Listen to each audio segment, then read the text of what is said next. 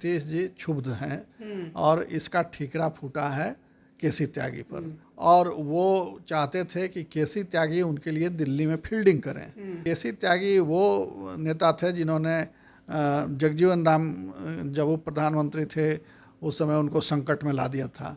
जगजीवन राम के पुत्र जो थे सुरेश राम, उनका सेक्स स्कैंडल इन्होंने ही उजागर किया था। तो दिल्ली में अब जदयू के लिए स्थिति ये हो गई है कि वहाँ कोई एक नोन चेहरा नहीं है पार्टी के पास, जो पार्टी की वहाँ वकालत कर सके या बैठकों में, विपक्षी बैठकों में पार्टी का प्रतिनिधित्व कर सके।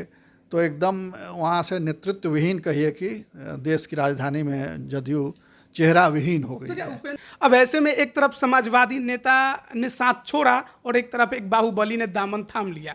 राष्ट्रीय समिति में उनको जगह दे दी गई, जनरल सेक्रेटरी बना दिया गया। जदयू में जितने पुराने लोग थे वो धीरे धीरे एक एक करके बाहर जा रहे हैं, छोड़ रहे हैं पार्टी का साथ।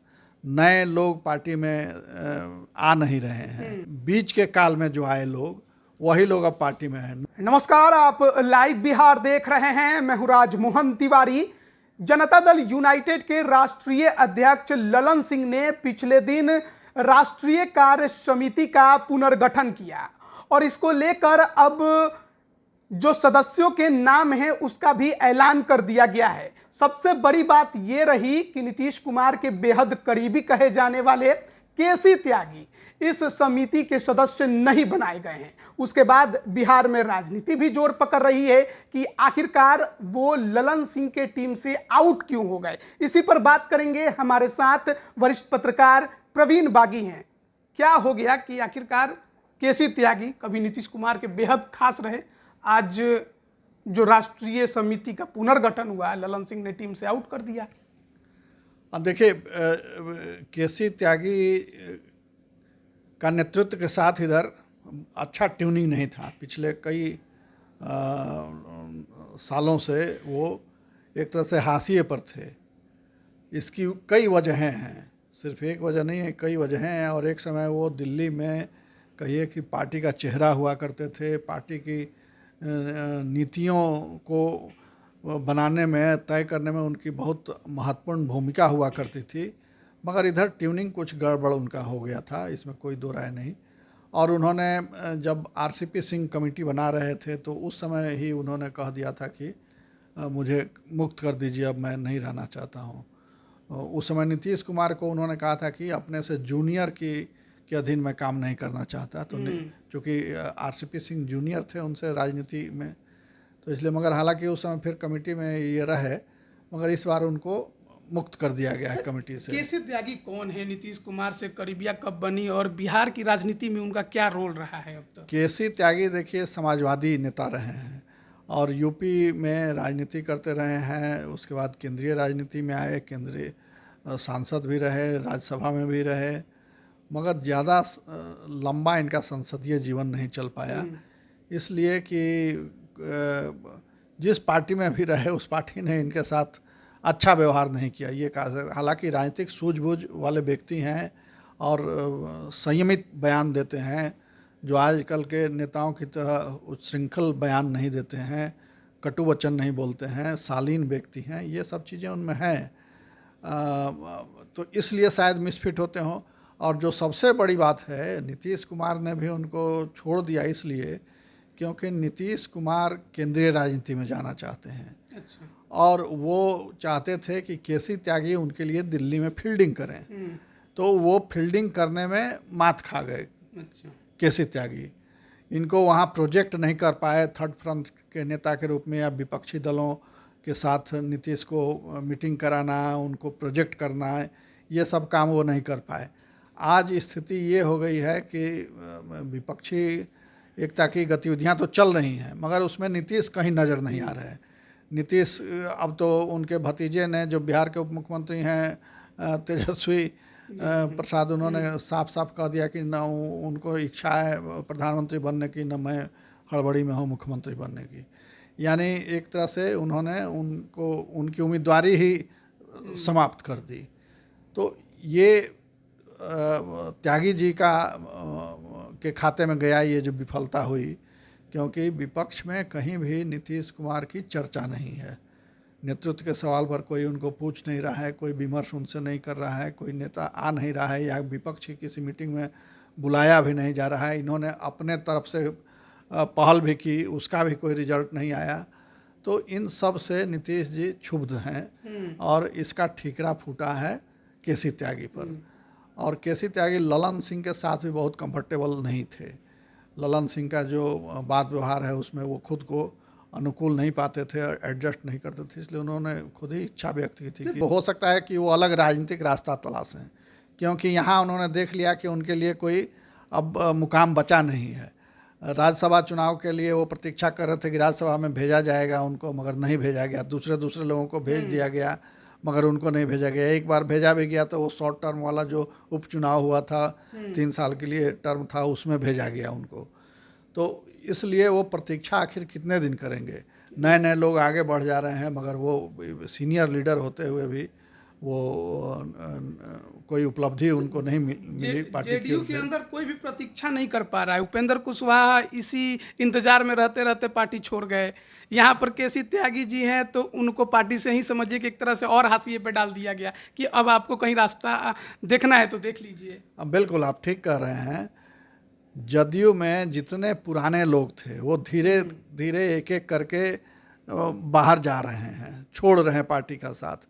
नए लोग पार्टी में आ नहीं रहे हैं। जो बीच के काल में जो आए लोग वही लोग अब पार्टी में हैं। नई एंट्री नहीं हो रही है और जो पुराने हैं वो छोड़ के जा रहे हैं।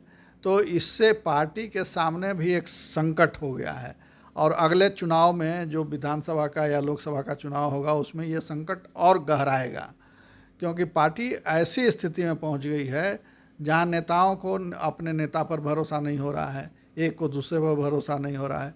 तो इससे स्थिति बड़ी गंभीर हो गई है। और केसी त्यागी वो नेता थे जिन्होंने जगजीवन राम जब वो प्रधानमंत्री थे उस समय उनको संकट में ला दिया था।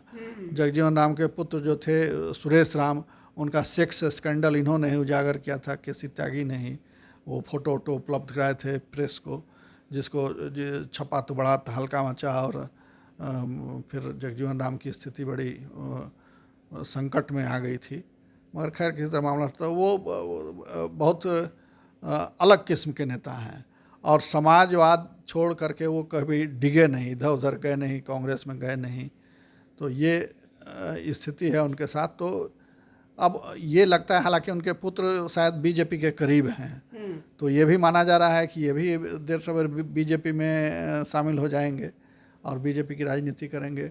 तो दिल्ली में अब जदयू के लिए स्थिति ये हो गई है कि वहाँ कोई एक नोन चेहरा नहीं है पार्टी के पास जो पार्टी की वहाँ वकालत कर सके या बैठकों में, विपक्षी बैठकों में पार्टी का प्रतिनिधित्व कर सके। तो एकदम वहाँ से नेतृत्व विहीन कहिए कि देश की राजधानी में जदयू चेहरा विहीन हो गई है। उपेंद्र कुशवाहा जो आरोप लगा रहे थे कि जिस प्रकार से नीतीश कुमार 4 लोगों के बीच घिर गए हैं, क्या ये बात सच हो गई है कि सही में नीतीश कुमार खुद से फैसला नहीं कर पा रहे हैं और उन्हीं 4 लोगों के कहने में पार्टी को चला रहे हैं, किसको रखना है किसको निकालना है? जैसा कि आपने कहा कि बीच के कुछ लोग हैं जो अब केवल पार्टी में दिखाई दे रहे हैं, पुराने लोग रहे नहीं और नए आ नहीं रहे हैं। तो क्या पार्टी जकड़ते जा रही है, बंधते जा रही है, खत्म होते जा रही है? पार्टी सिकुड़ते जा रही है और उसमें ये संकुचन बहुत तेज़ी से बढ़ रहा है, हो रहा है। तो इसलिए पार्टी का विस्तार नहीं हो रहा है। आप देखिए इतने दिन से पार्टी है मगर किसी बगल के प्रदेश में विस्तार नहीं हुआ। कोई वहाँ विधायक जीत के नहीं आए, सांसद वहाँ से नहीं आए। हालांकि यूपी में, दिल्ली में, उधर नॉर्थ ईस्ट में पार्टी ने बहुत ताकत लगाई। दिल्ली के चुनाव का तो याद है कि जाके सारे मंत्री वहाँ महीनों डेरा डाले रहते थे मगर एक भी सीट नहीं आई, ये स्थिति हो गई।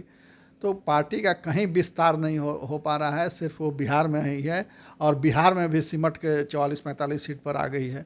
तो ये एक तरह से जो पार्टी इतने लंबे समय से शासन में हो वो अपना विस्तार नहीं कर पा रही बल्कि और ह्रास हो रहा है उसका। तो इसका मतलब कि नेतृत्व में कहीं ना कहीं गड़बड़ी है, पार्टी के विजन में, पार्टी के दृष्टि में, पार्टी की नीति में कोई कमी जरूर है, कोई खोट जरूर है जिसके चलते ये हो रहा है। या पार्टी में जो आरोप लग रहे हैं कि एक कॉकस हावी है और वो सब कुछ तय कर रहा है, तो वो भी हो सकता है कि जिम्मेवार हो इसके लिए। केसी त्यागी यूपी के रहने वाले, अब उनका पत्ता कट गया, जेडीयू से।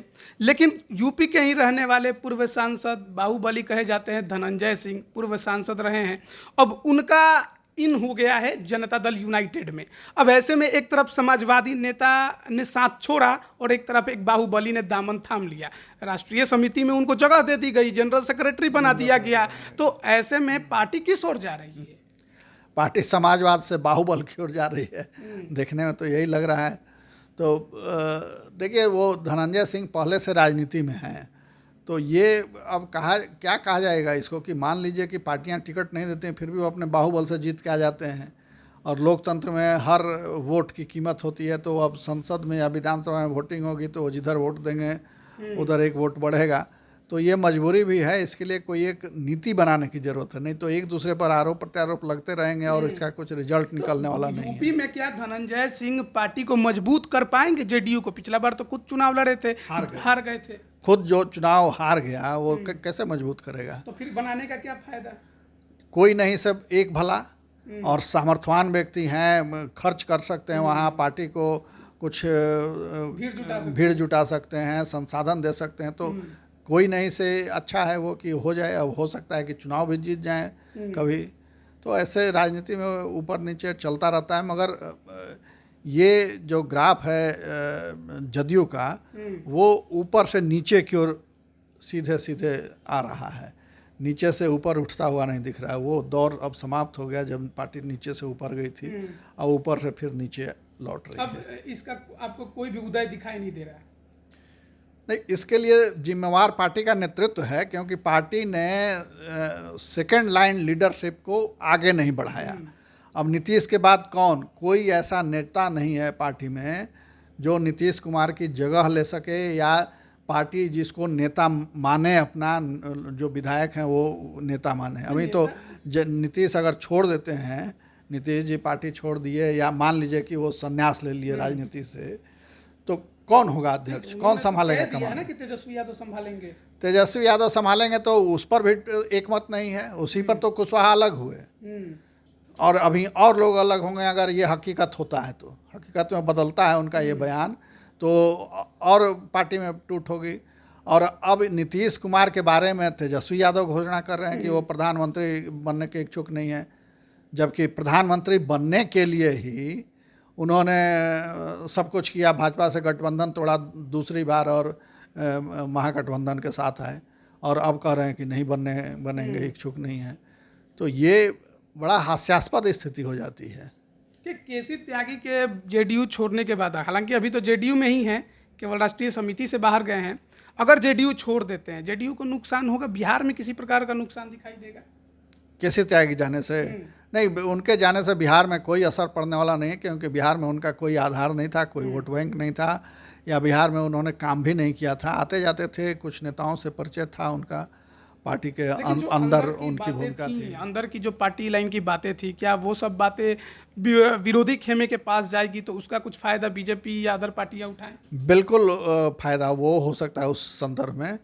और सबसे बड़ी बात यह है कि वो दिल्ली में उनके संबंध सारे पार्टी के नेताओं से हैं, इनर सर्किल की राजनीति में उनका उठना बैठना होता है, तो वो वहाँ एंट्री दिलाते थे जदयू को। मगर अब वो एंट्री दिलाने वाला आदमी ही पार्टी में नहीं है, और कोई दूसरा वैसा वहाँ पार्टी ने खड़ा नहीं किया। और अभी सांसद लोग तो हैं ही, राज्यसभा सांसद हैं, लोकसभा सांसद हैं जेडीयू के, तो जेडीयू के हैं लोग, मगर वो पटना से दिल्ली जाने वाले लोग हैं, दिल्ली के निवासी कोई नहीं है उसमें। तो दिल्ली की राजनीति में उनकी एंट्री नहीं है, उससे ज़्यादा एंट्री तो खुद मुख्यमंत्री नीतीश कुमार की है। बिल्कुल। तो देखिए, बिहार की राजनीति पर लगातार चर्चा चलते रहती है, और जिस प्रकार से 2020 का विधानसभा चुनाव हुआ, जनता दल यूनाइटेड कहाँ 70-72 सीटों पर थी और घटकर 43 सीटों पर आ गई। और अब नीतीश कुमार ने खुद यह घोषणा कर दी है कि 25 का चुनाव जो है वो तेजस्वी यादव के नेतृत्व में उनकी पार्टी लड़ेगी। उपेंद्र कुशवाहा ने इसी का विरोध करके खुद को पार्टी से अलग कर लिया, एक नई पार्टी बना ली।